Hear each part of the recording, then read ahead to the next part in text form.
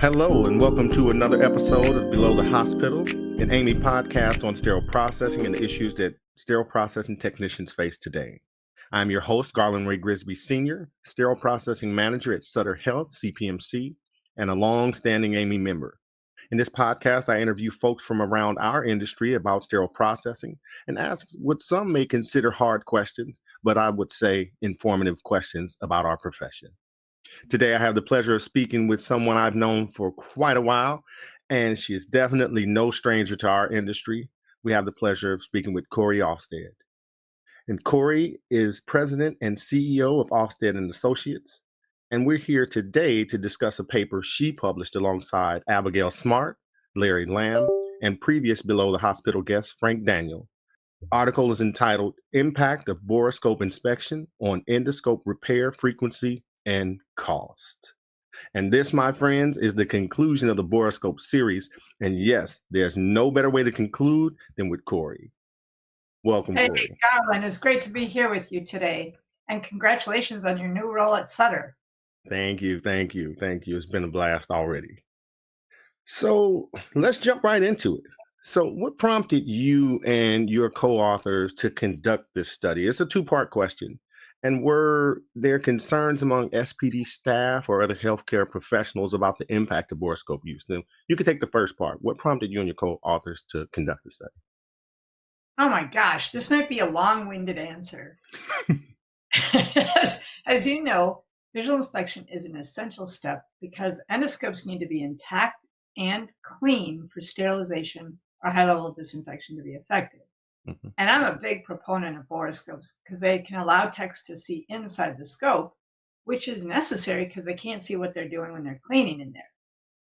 Now, here's the thing. The standards don't yet say that borescopes should be used because back in 2020 and 2021, when we were working on ST91, there wasn't enough evidence on how they should be used, how the tech should be trained to identify defects, and how bad the defects have to be for the techs to take action, like recleaning or removing the scope from service due to the defects that they see. So there has been a lot of confusion in the field. And fortunately, there's a lot more evidence now. That in the past few years, lots of studies have come out. This is one of them that we're talking about today.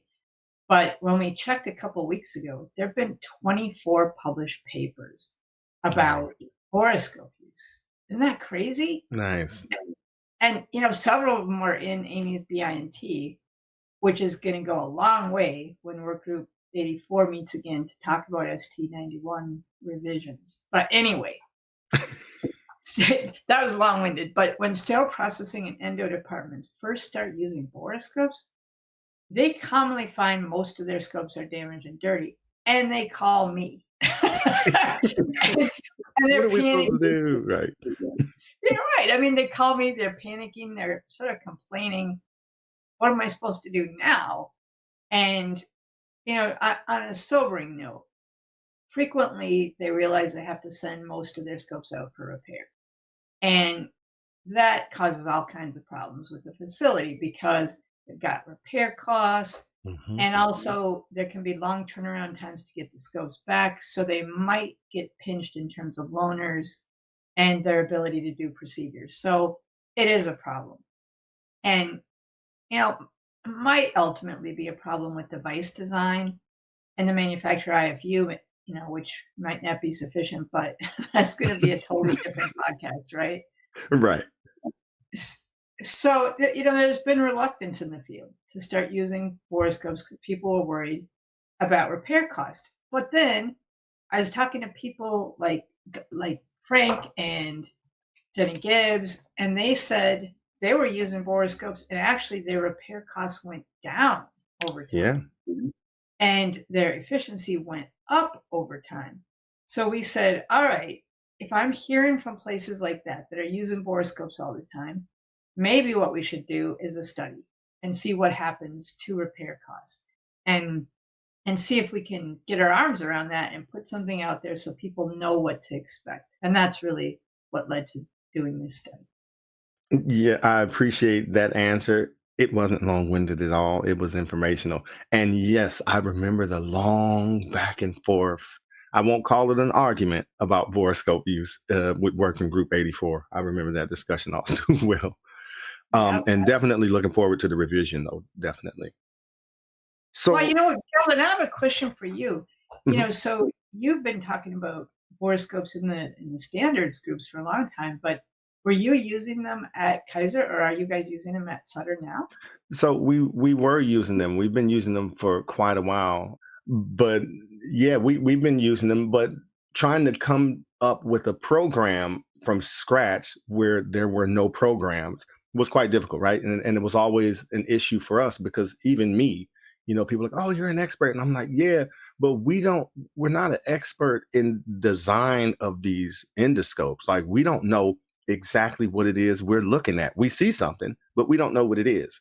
We don't know if, like you said, is this sufficient enough damage to send it out, right? Well, it passed leak test, but we see that there's a scratch or something inside of a lumen. What should we do? Should we really send it out? And so those were the questions that we were asking. We have the borescope, but what do we do with it with the information that we gain from it? So yeah. Absolutely. And that's what everyone's experiencing. So I think it's great that in the last 5 years, there have been so many more studies done to really arm us with that information about what you're going to find, what's normal, what's a defect, and how does it work to do something about it. So that's so cool. I'm glad that having a chance to talk with someone who's an expert with hands on. Yeah, and we also using it at Sutter as well. Now, even talking to Frank, I think we should all steal Frank's program because the way his program is designed and set up, I think he needs to package that up and give it to the world because it was awesome. From the pain points to how things are going now. Well, let's talk about the study design. Can you describe the study conditions and the volume of endoscopes and procedures that was involved with the study? Yeah, absolutely. And first, I'd like to tip my hat to an epidemiologist on my team, Abby Smart, and Frank Daniels, who you just mentioned, who's the VP for sterile processing at VCU, and his team who participated in the study, because his colleague, Nicole, did a tremendous job compiling data. And we couldn't have done the study without hands on people on the ground at the site working so hard.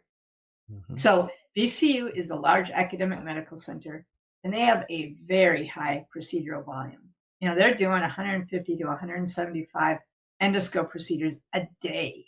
Wrap your head around that, right? Right. And their fleet is more than 500 endoscopes that they're processing.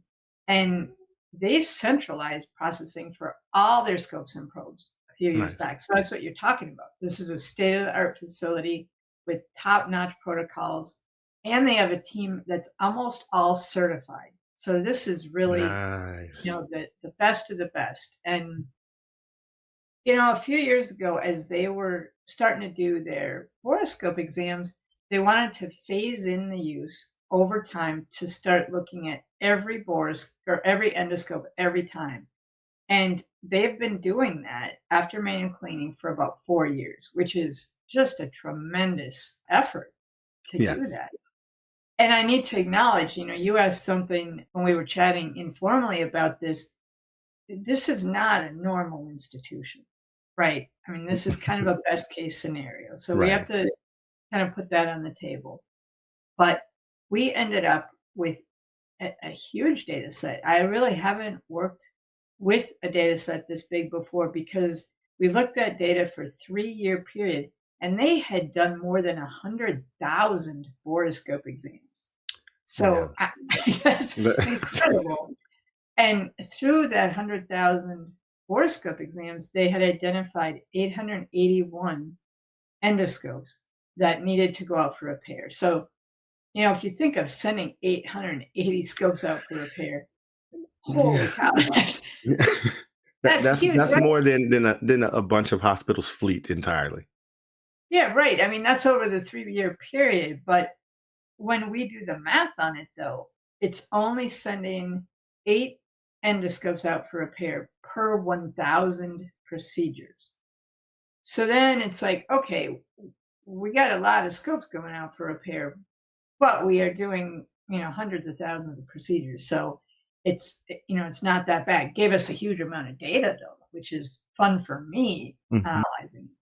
Well, I guess you went to the right facility to get it done, right? You always got to think of who could you tap to assist with any any information that you need to get. Definitely needs to be a busy facility and one that can handle the study taking place in their facility. So, right? what are the takeaways of this study for decision makers in healthcare, whether inside or outside of SPG or endo units? And are there implications for patient safety?